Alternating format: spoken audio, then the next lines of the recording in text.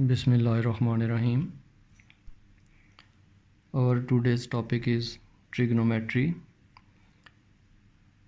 In trigonometry, first of all, let us define trigonometric ratios, which are always defined in a right angled triangle. And these trigonometric ratios are sine, cos, and tan. These are actually ratios between the sides of a right angled triangle. Let's say this is a right angled triangle in which this angle is a right angle. This vertex is A, B, and C. Now the names of the sides of this triangle would be, this length is the maximum length in this triangle, which is also opposite to right angle. This is known as hypotenuse, and this side is known as perpendicular. This side will be base of the triangle. Now if we find the trigonometric ratios of this angle, trigonometric ratio is found for an angle, and these are actually the ratio between the lengths of the two sides. So if we find the trigonometric ratios of angle A, its notation would be sine of angle A. For cos, this will be cos of angle A. For tan, this will be tan of angle A. Now sine and cos and tan, these are ratios between the sides of this triangle. Now sine ratio is actually the ratio between this side and this side, which is perpendicular over hypotenuse. So this is perpendicular over hypotenuse. Cos ratio is base over hypotenuse, and similarly tan ratio is perpendicular over base. The other names for the sides are, this side is opposite because this side is facing the angle whose trigonometric ratios are to be found opposite to this angle. So this is also known as opposite side. This side is adjacent to this angle, so this side is known as adjacent side, and this one is the hypotenuse. So these three trigonometric ratios are included in our syllabus, and you people will have to memorize them.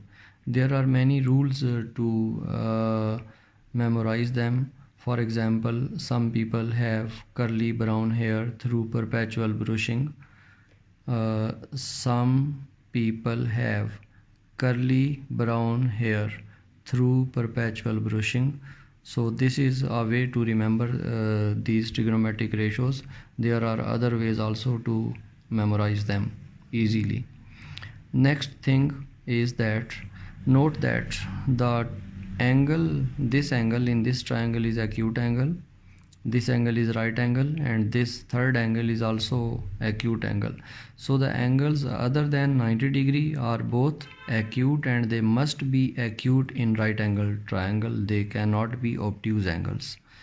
So if sometimes we have to find the trigonometric ratios of obtuse angles, then what would we do in that case? Now I make the same triangle once again. Suppose this is triangle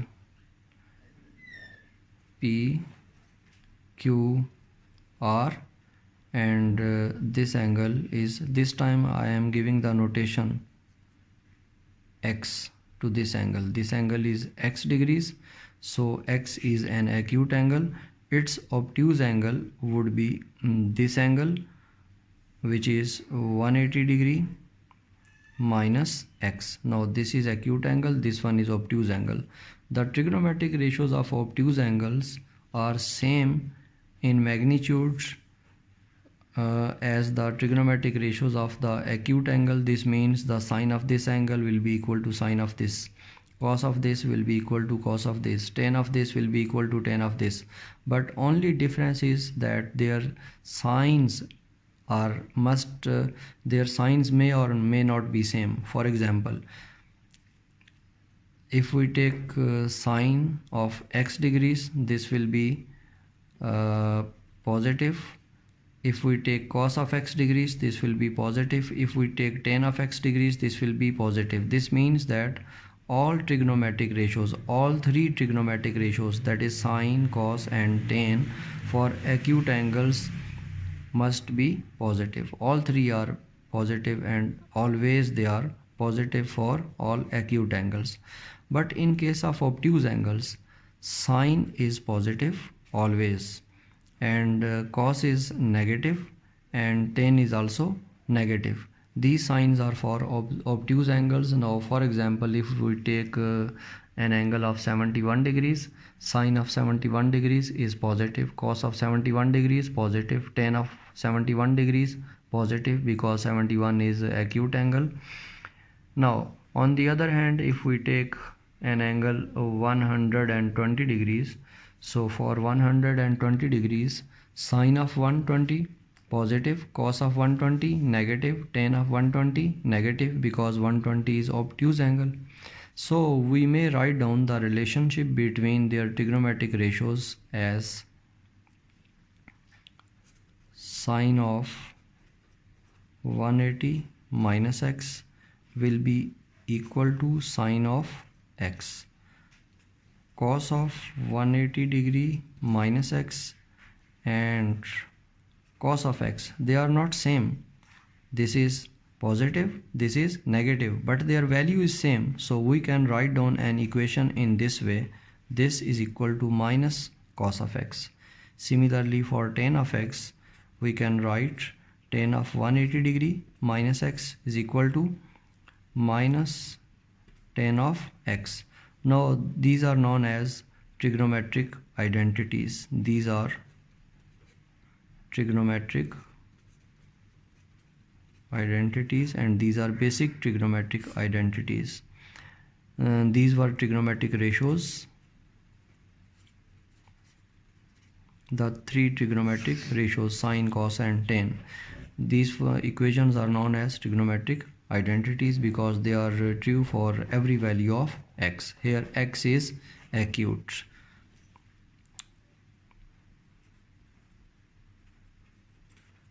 In all of them, x is acute. Next thing is how to find area of triangle. Area of triangle, the basic formula for finding the area of triangle is half into base into height. If we are given the base and if we are given the height of a triangle, the formula is half into base into height, which we have studied in the previous class.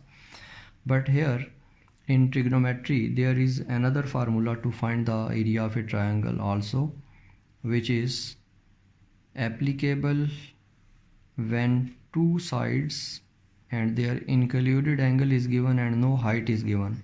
For example, this side is A, this side is B, and say this included angle is x degrees. Now we can write down area of triangle is equal to half into one side into other side into sine of the included angle. So this would be the formula for area of a triangle. The previous formula was half multiplied by base multiplied by height. Next thing is sine rule and the cosine rule. These triangles are right angle triangles. This one is right angle triangle because the trigonometric ratios are always defined in a right angle triangle, only in right angle triangle. And these are the relationships for finding the obtuse angles. This one is the formula to find the area of any triangle, whether that is right angle or other than right angle. Now sometimes we have to find the elements of a triangle, some elements of a triangle which are not right angle triangles. There are a few rules to calculate the elements of such triangles which are not right angle triangles. Those triangles which are not right angle triangles, they also have 6 elements, as every triangle have 6 elements, which are 3 of the sides and 3 of the angles. Now to solve a triangle, means to find the missing elements of a triangle which is not a right angle triangle. Let's say this is a triangle which is other than right angle, no angle is right angle here, and suppose the sides are A and B and C. The notations for their angles would be this angle A, this angle B and this angle C. Opposite to small a, vertex is A. This A is also the notation for this angle. Opposite to this side small c, the angle is big C. This big C is actually the notation for the vertex as far as for the angle at this vertex. Similarly, big B and small b, they are opposite to each other. Now these are 6 elements. Small a, b, c are the sides and big A, B, C are the angles. Let me write down the 6 elements here. A, B, C, 3 sides, and angle A, angle B and angle C, these are the 3 angles. Now to find these 6 elements, if 3 are given, always 3 will be given and other 3 we will have to find. To solve this triangle, to find the elements in this case, we will use the sine rule and the cosine rule. Not these are actually trigonometric ratios, they were trigonometric ratios. Now what is the sine rule? Sine rule is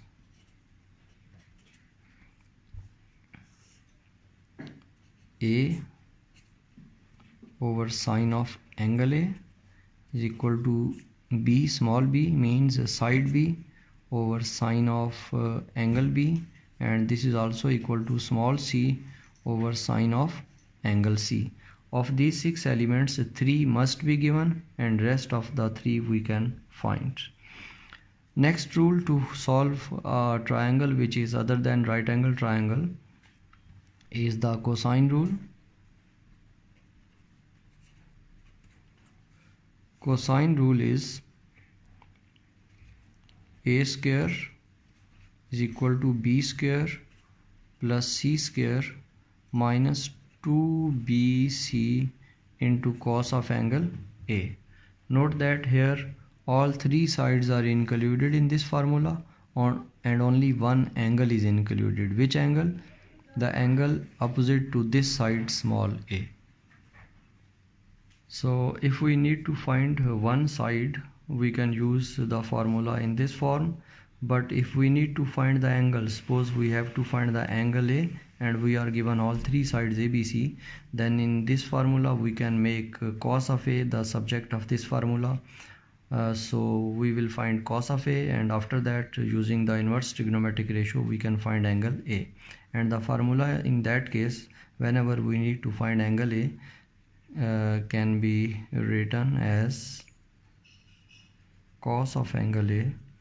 This will be equal to a fraction which is B square plus C square minus A square over 2BC. So this formula is used when we need an angle. However, if we use this form, then also angle can be found, but instead of that formula, this would be better. In that case, whenever we need the angle, and this formula which is without fraction is better if we need the side. Similarly, we can write down for side B and for side C, and similarly this formula can also be written as for angle B and for angle C. Now note that when this rule is should be used and when this rule should be used. So whenever we are concerned with, suppose take this portion of the formula, when this portion contains 2 sides, note here that small a and small b are any 2 sides and big A and B are their opposite angles. So small a, small b and big A, big B are the 2 sides and their opposite angles. But here in this formula all 3 sides and one included angle is given. So whenever we are concerned with any 2 sides and their opposite angles of which 3 are given and only one is to be found, then we should use the sine rule. And whenever we are given we are concerned with all three sides and one angle, means of these four elements only three are given and one is to be found, then we should use the cosine rule. So after this, the next thing in trigonometry is angle of elevation and angle of depression.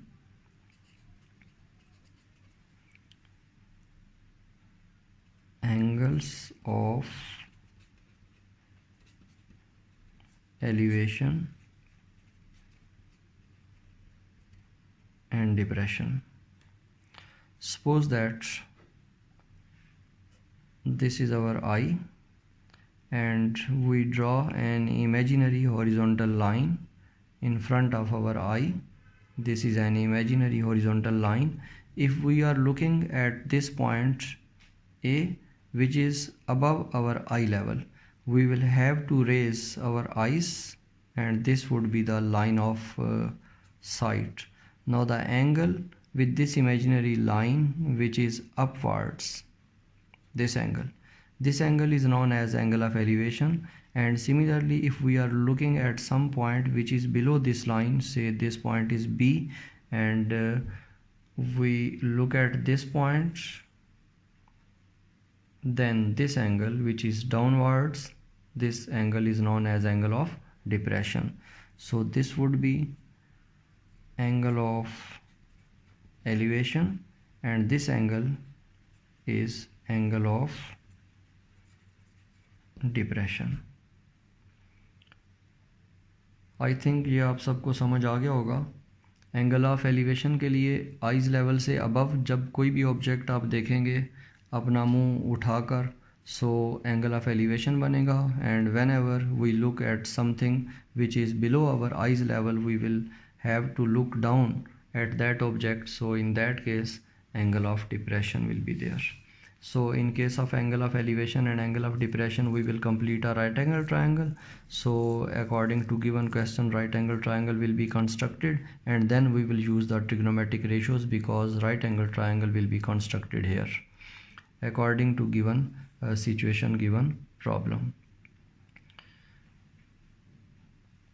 After this revision, we will attempt a question from past papers to apply all these rules. But before that, one small thing is left, and that is bearing. So in bearing, what is bearing? Bearing is actually direction.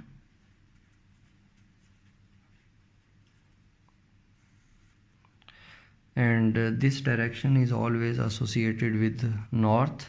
Suppose that this is any object A and this one is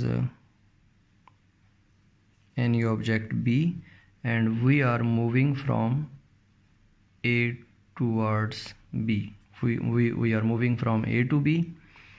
We have to find, and this direction from A to B is in horizontal plane. Both the points are in horizontal plane and we will move in horizontal plane always whenever we need to find the bearing. Bearing means a direction of one point with respect to other point.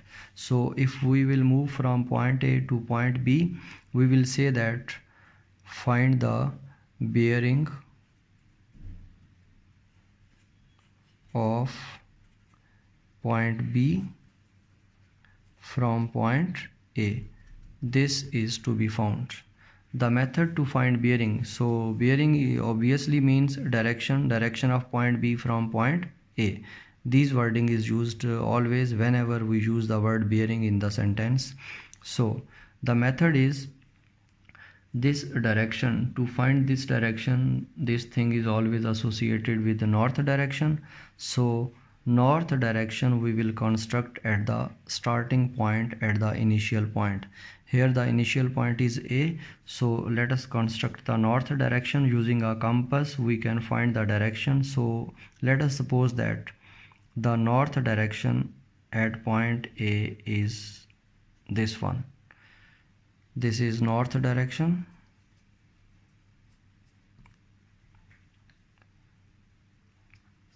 After constructing north, we will make an angle starting from this north direction and in clockwise sense this angle. We will measure this angle. This angle is suppose 55 degrees. This diagram is not to the scale. Let us suppose that this angle is 55 degrees, which we will mention using an arrow in this way in the clockwise sense starting with the north. So the bearing of B from A is 055 degrees, because bearing is always mentioned in 3 digits, so the bearing is 055 degrees. One other diagram is suppose that this is point C and this point is point X, and we are moving from C to X. This will be the direction of motion from C to X. Now in this case, bearing of X from C, this would be, now again we will have to make the north direction of at point C. This time let us suppose that our compass shows the north direction in this way. This is north. Suppose this diagram is not associated with that diagram. Now again the same method, we will start from north direction and in clockwise sense. So this angle would give the direction of point X from C, means the bearing of point X from C. Now this angle is suppose that this angle is 131 degrees. So this bearing is 131 degrees, which is already in 3 digits, 1, 3 and 1. So this is the topic on bearing, which is very easy. Now let us suppose that I ask you a question that what would be bearing of C from X. That means if we are moving from point X towards point C, now where we will have to construct the north direction. Obviously in this case the north direction would be at point X, and both norths must be parallel because this is the same diagram. So in the same diagram, directions of north must be parallel. So we will construct north at X parallel to this old north. So this will be like this, north direction. Now obviously starting with this north direction and in clockwise sense, this would be the angle which will come till here. So this angle will be the bearing, and obviously this angle is a reflex angle which is more than 270 degrees. Now how to calculate this angle? For calculating this angle we will have to use the previous concepts. Note that this line and this line, both north directions are parallel to each other, so these are parallel lines, and the line CX is the transversal in this case. If there are two parallel lines and a transversal intersects them, then this angle and this angle are known as interior angles, which I marked with double sign. So this angle and this angle are interior angles. This angle was 131 degrees. The property of interior angles is that their sum is always 180 degrees. So 180 minus 131. The answer is 49 degrees. 49 degrees. So we have found that this angle is 49 degrees, but this 49 is not the bearing. Bearing will be this angle, the bigger angle. So in full rotation the full angle is 360 degrees. So this bearing is equal to 360 degrees minus this angle 49 degrees. So the answer would be 331